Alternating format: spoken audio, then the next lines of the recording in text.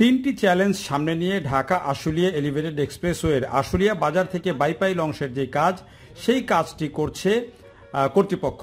তবে এই তিনটি চ্যালেঞ্জ মোকাবেলা করা কিন্তু আসলেই কঠিন, যে কারণে এই অংশের কাজ কিন্তু অনেক জায়গায় শুরুই করা যায়নি এবং বাকি কাজটাও কিন্তু বেশ চ্যালেঞ্জিং। সেই তিনটি চ্যালেঞ্জ কি তাই আজকের ভিডিওতে আপনাদেরকে দেখাবো। আশা করছি আপনারা সাথে থাকবেন। সবাইকে শুভেচ্ছা। তো এই যে আশুলিয়া বাজার থেকে আমরা ভিডিওটি শুরু করছি এবং আমরা কিন্তু আগের ভিডিওতে অর্থাৎ প্রথম ভিডিওতে আপনাদেরকে দেখিয়েছিলাম যে বিমানবন্দর থেকে একেবারে আশুলিয়া বাজার পর্যন্ত যে অংশ, এই অংশের কাজ কতটা দ্রুততার সাথে হয়ে যাচ্ছে এবং এই অংশটি আগামী বছরই খুলে দেওয়া হবে এমনটাও বলছে কর্তৃপক্ষ। কিন্তু এই যে দ্বিতীয় অংশ অর্থাৎ আশুলিয়া বাজার থেকে পরবর্তী যে অংশ, সেই অংশে গিয়ে কিন্তু কাজগুলো নানা রকমের চ্যালেঞ্জের মধ্যে পড়ছে এই যে ঢাকা আশুলিয়া এলিভেটেড এক্সপ্রেসওয়ে। তো সেই চ্যালেঞ্জগুলো কি কি? প্রথম চ্যালেঞ্জ হচ্ছে এটির বিদ্যুতের খুঁটি। এখানে আশুলিয়া যদি আমরা বাজারের পরে গিয়ে দেখেন রাস্তার দুই পাশে কিন্তু খুঁটি রয়েছে, যদিও মাঝখান দিয়ে কাজটা হচ্ছে, একদিকে গাড়ি ছেড়ে কখনো একদিক দিয়েই কিন্তু দুই লাইনের গাড়ি চলছে। দেখেন এটি তো একটা আছে যে এই সড়কটি একেবারেই সরু একটি সড়ক, খুব প্রশস্ত সড়ক না, দুই দিকে বাড়িঘর, তারপরে যতটুকু পারা গেছে এগুলো রিলিজ করা হয়েছে, এগুলো অ্যাকুয়ার করা হয়েছে, করার পরে সেগুলো রিলিজ করা গেছে এবং এখানে কিন্তু কাজ শুরু হয়েছে। কিন্তু দেখেন এই যে সড়কের মাঝখানে যে বিদ্যুতের খুঁটি এবং যেই জায়গায় পিলার বসছে ঠিক তার পাশেই কিন্তু বিদ্যুতের খুঁটি, বিদ্যুতের তার অর্থাৎ বিদ্যুতের লাইন, এবং এই লাইনগুলো কিন্তু হাই ভোল্টেজ লাইন এবং এই বিদ্যুতের লাইন হচ্ছে একটা চ্যালেঞ্জ, বড় চ্যালেঞ্জ এই অংশটাতে, যেটির কারণেই বলা হচ্ছে যে এই কাজটি নির্ধারিত সময় কাজটির সময়ের মধ্যেই হবে, বাট আশুলিয়া বিমানবন্দর অংশে যতটা দ্রুততার সাথে হচ্ছিল এই অংশে সেই কাজটি তত দ্রুত করা যাচ্ছে না। কারণ এটি যদি আমরা একটু খেয়াল করে দেখেন, এই যে বিদ্যুতের লাইন তার পাশে এই যে খুঁটিগুলো মাঝখান দিয়ে যে পিলারগুলো হয়েছে, এটির উপরে যখনই আইগার্ডার তৈরি করা হচ্ছে বা পিলার ক্যাপ যখনই বসানো হচ্ছে, তখন এই পিলারের যে দুই দিকের মাথাগুলো সেগুলো কিন্তু বিদ্যুতের খুঁটির সাথে গিয়ে লেগে যাচ্ছে।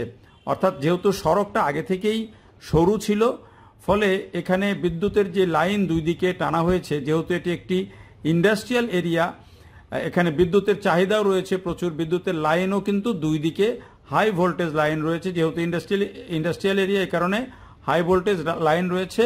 এর মধ্য দিয়েই কিন্তু কাজটি এই মাঝখানে একদিকে সড়ক ছেড়ে ছেড়ে এখানে কাজটি করা হচ্ছে, যেখানে মাঝে মধ্যেই দেখা যাচ্ছে যে এই যে নতুন যে ড্রেনেজ সিস্টেম, সেই ড্রেনেজ সিস্টেমটি করতে গিয়েও কিন্তু এক ধরনের চ্যালেঞ্জের মুখে পড়ছে কর্তৃপক্ষ, কারণ নিচ দিয়ে বিভিন্ন ধরনের ইউটিলিটি লাইন রয়েছে, পাশাপাশি সড়কটা খুবই সরু, ফলে ওই বিমানবন্দর এলাকায় বলি বা ধরেন আশুলিয়া থেকে আবদুল্লাপুর থেকে আশুলিয়ার যে অংশ, এই অংশে যে জায়গাটা বড় জায়গা ছিল, কোথাও কোথাও ফ্রি জায়গা ছিল, সেখানে যত দ্রুত কাজটা করা গেছে, এই পিলারগুলো যত দ্রুত করা গেছে, পাইলিংগুলো যত দ্রুত করা গেছে, এইখানে কিন্তু কাজটা তত সহজ না, কারণ রাস্তাটা সরু, এর মধ্যে কোথাও কোথাও পানি আটকে থাকে, কোথাও কোথাও হয়তো দেখা যাচ্ছে যে বিভিন্ন ইউটিলিটি লাইন রয়েছে।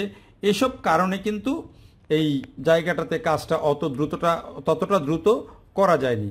এর বাইরে ওই যেই চ্যালেঞ্জটা সবচেয়ে বেশি বলছিলাম, ওই যে বিদ্যুতের খুঁটি, সেই খুঁটি হাই ভোল্টেজের যে খুঁটি লাইন, সেই লাইন পাশ দিয়ে গেছে, ফলে এই লাইন অপসারণ না করে এই কাজটি কিন্তু করা যাচ্ছে না, বা এই যে মূল অনেক জায়গায় পিলার হলেও সেই পিলারের উপরে কিন্তু পিলার ক্যাপ বসাতে পারছে না, কাজ করতে পারছে না কর্তৃপক্ষ, ফলে এটি ধীরে ধীরে যেতে হচ্ছে। এই অবস্থার মধ্যে দিয়ে কিন্তু মোটামুটি আশুলিয়া বাজার থেকে জিরাবো পর্যন্ত এই অংশটার কাজটা মোটামুটি এগিয়েছে এবং এটি আপনারা দেখতে পাচ্ছেন যে মাঝখান দিয়ে পিলারটা কিন্তু অর্থাৎ এই যে পাইলিং এবং পিলার তৈরি, এটি হচ্ছে সবচেয়ে বড় চ্যালেঞ্জ, সেই চ্যালেঞ্জটা অনেকখানি ওভারকাম করা গেছে।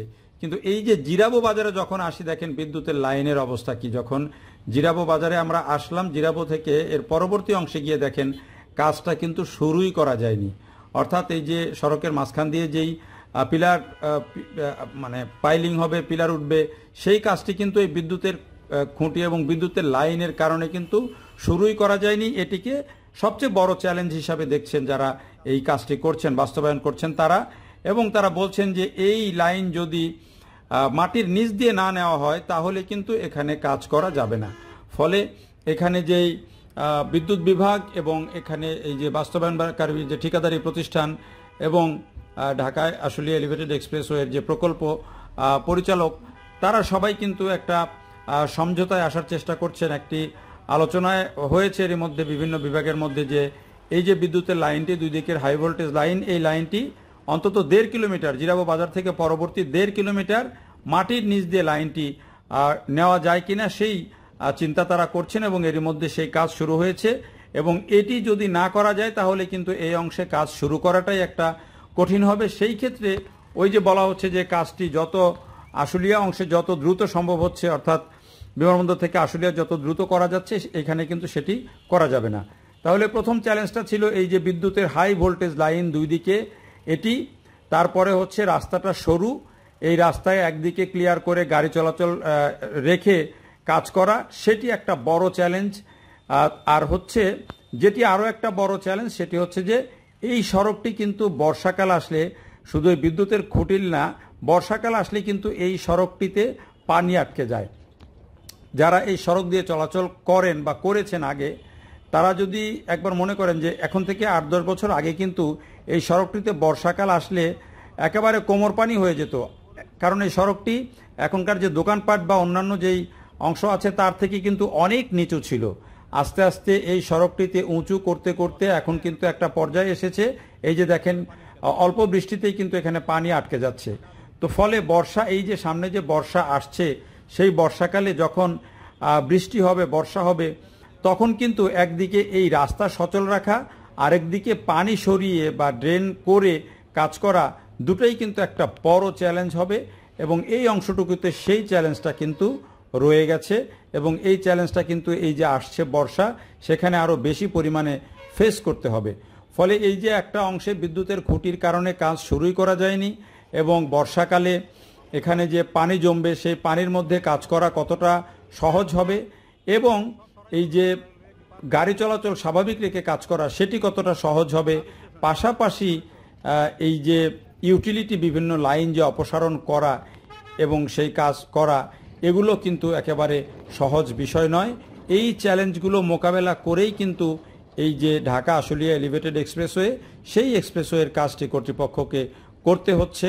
যদিও এই প্রকল্পে 2027 সালের ডিসেম্বর পর্যন্ত সময়, তারপরও কর্তৃপক্ষ চাইছে যে এটি 2026 সালের ডিসেম্বরের মধ্যেই শেষ করে দেওয়ার জন্য। কারণ প্রথম অংশে কাজের যে গতি আশুলিয়া পর্যন্ত, বাজার পর্যন্ত, সেই গতিতে তারা খুবই আশাবাদী যেটি আগামী বছর ওই অংশ খুলে দেওয়া হবে। এরপরে যদি বিদ্যুতের লাইনের সুরাহাটা খুব তাড়াতাড়ি করে ফেলা যায় তাহলে কিন্তু এই যে এই অংশেও কিন্তু দেখেন অনেকগুলো পিলার কিন্তু হয়ে গেছে। আপনি একেবারে যদি আমরা ফ্যান্টাসি কিংডম পর্যন্ত ধরি, পিলার কিন্তু অনেক জায়গায় পাইলিং হয়ে গেছে, পিলার উঠে গেছে, কিন্তু কোথাও কোথাও পাইলিংটাই এখনো করা যায়নি এই ইউটিলিটি লাইন, বিদ্যুতের খুঁটি, এগুলোর কারণে। ফলে একেবারে বাইপাইল পর্যন্ত যে অংশটি পুরোপুরি করা সেটি কিন্তু ধীরে ধীরে হচ্ছে, যদিও কিন্তু অনেক জায়গাতে চ্যালেঞ্জ আছে। তো যেটি 2027 সাল পর্যন্ত সময় বলছিলাম, তারপরও আগেই কর্তৃপক্ষ করে ফেলতে চায়। 17,000 কোটি টাকার প্রকল্প, চায়না এক্সিম ব্যাংক ঋণ দিচ্ছে এবং বাংলাদেশ সরকারের অংশ আছে এতে। বাংলাদেশ সরকার এবং চায়না এক্সিম ব্যাংক মিলিয়েই কিন্তু এই প্রকল্পটি বাস্তবায়ন করছে। প্রকল্পটি হলে কি সুবিধা হবে, মাত্র 47 মিনিটে বাইপাইল থেকে বা ইপিজেড থেকে ঢাকা চট্টগ্রাম রোডের যে কুতুবখালী, সেই কুতুবখালী পর্যন্ত 47 মিনিটে গাড়ি চলে যাবে। এখন ঢাকা শহরে কিন্তু দিনের বেলায় কোনো পণ্যবাহী ট্রাক প্রবেশ করতে পারে না। যখনই এই এক্সপ্রেসওয়েটি হয়ে যাবে তখন কিন্তু এই দিক দিয়ে এই পণ্যবাহী ট্রাক দিনরাত 24 ঘন্টা চলতে পারবে। তখন কিন্তু এই ইন্ডাস্ট্রিয়াল এরিয়াতে অনেক বেশি কর্মচাঞ্চল্য আসবে, গাড়ি চলাচলে অনেক গতি আসবে। পাশাপাশি দিনের বেলা যে ঢাকায় গাড়ি চলতে পারে না পণ্যবাহী গাড়ি, সেই সমস্যার সমাধান হবে।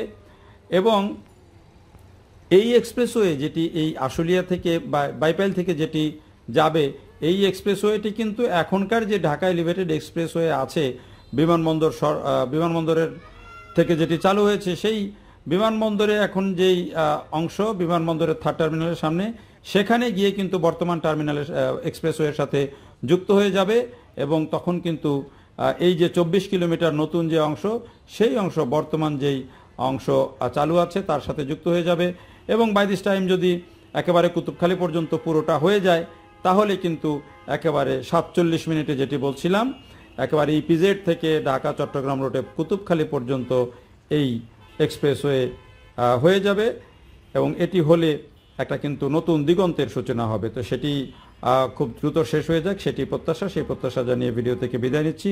দেখার জন্য সবাইকে অনেক ধন্যবাদ।